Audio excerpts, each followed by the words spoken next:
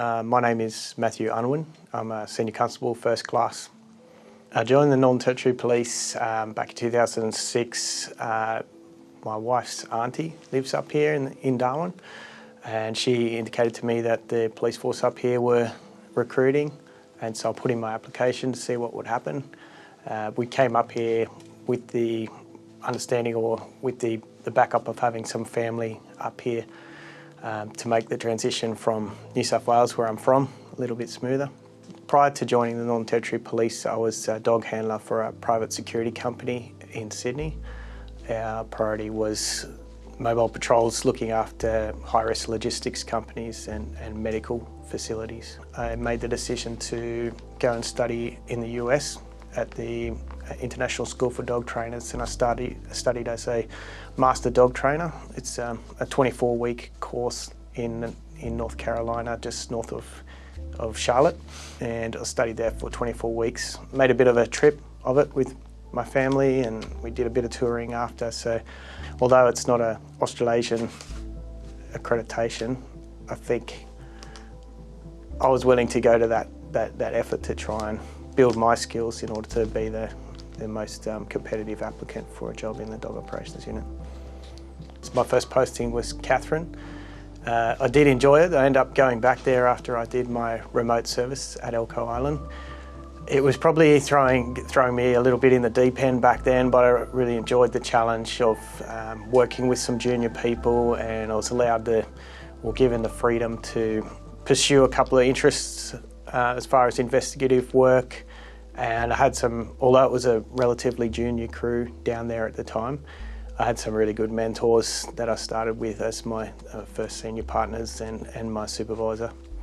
Keith Curry passed away a couple of years ago. Kenny Bradshaw, Craig McPherson were a couple of the jets of Katherine back in the days, and I really appreciate their support and mentorship through the early part of my career. So in 2009 and 2010, I was posted to Galawinku. It's a small community on Elcho Island. It's in the middle of nowhere. It's about 90 k's from Nhulunbuy as the crow flies, but it's obviously a long way from backup because it is an island. I was told it's one of the most traditional communities in the Northern Territory, and it was challenging working there, but it was a very beautiful place. Great fishing, the scenery, sunsets, the beaches and all that sort of stuff. The lifestyle was really cool. Yeah, working in remote communities, it's you do have to build those relationships with the elders and the other government services in the community, work closely with the clinic, with the local council, and then the traditional owners of the area. We were facilitated a number of community meetings to address some issues that they had. Being very traditional, they had a system of law that we had to find a balance with as far as enforcing Northern Territory law, but then allowing as much as we could for them to resolve issues in the way that they wanted to, in those traditional methods. So I wanted to be a police officer since I was very young. I think that my time as a security dog handler sort of helped to guide me on that pathway to police dog operations unit. It's something that since I joined the Northern Territory Police I've pursued, or did pursue, pretty relentlessly to try and find a pathway to get into there, and I was successful in 2017 in obtaining a position. Initially, when I joined the dog operations unit, I got a position as a detector dog handler. I handled a Labrador named Sia and went through a course with her.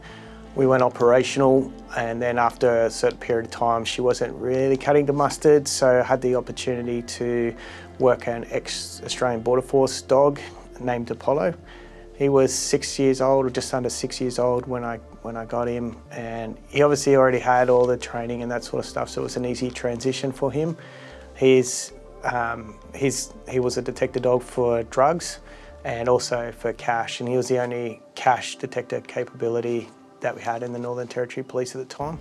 And we did have a number of cash seizures as well as his drug seizures over the course of his career. My goal was always the patrol dog side of stuff. That was where I've always wanted to go.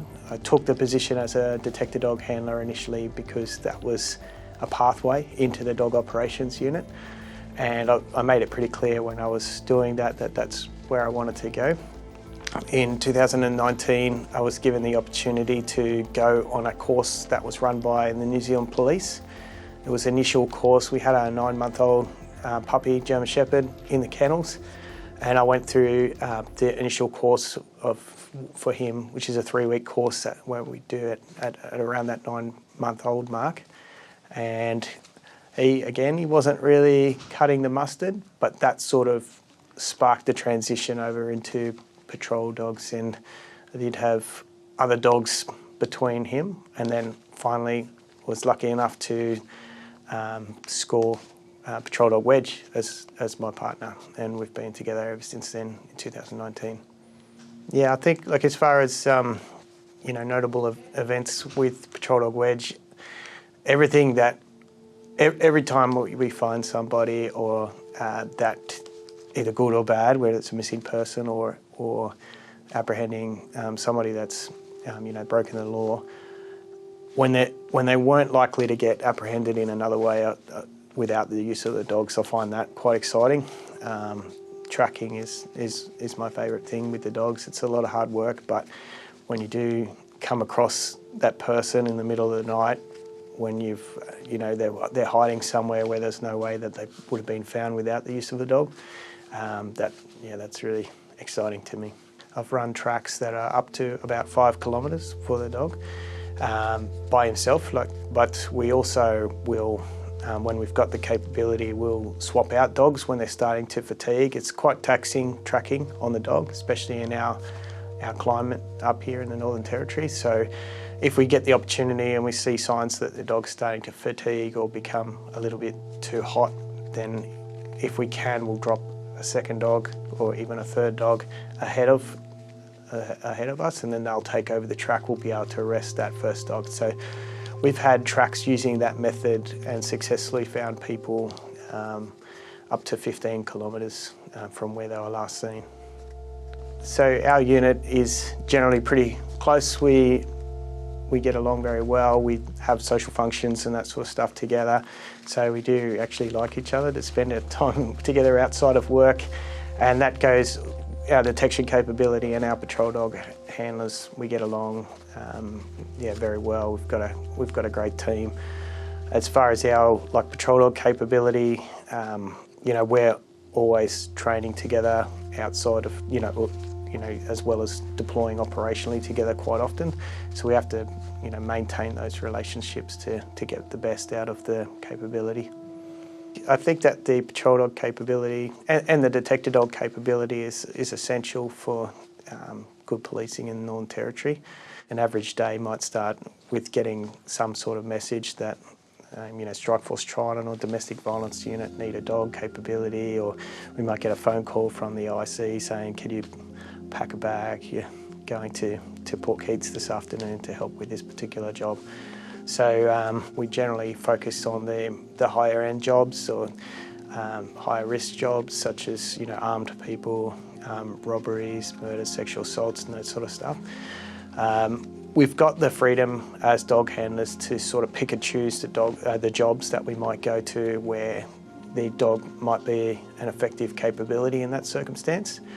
But at the end of the day, we're also police officers, and we can help out, in any capacity with an extra set of hands at pretty much anything if it's needed. Yeah, I think that my proudest moment in the Northern Territory Police is just getting a position within the Dog Operations Unit, and then it's sort of just been onwards and upwards since then. In the future, I don't think I want to do anything different to what I'm doing already. At the moment, I'm part of the training cell, so I'm assisting with the instruction of new handlers and implementing training for existing handlers. But I still get the opportunity to deploy Wedge operationally quite often, and I really like that balance of doing both. So at the moment, I can't see myself doing anything else. I'm Senior Constable First Class Mathew Unwin. Thanks for your time.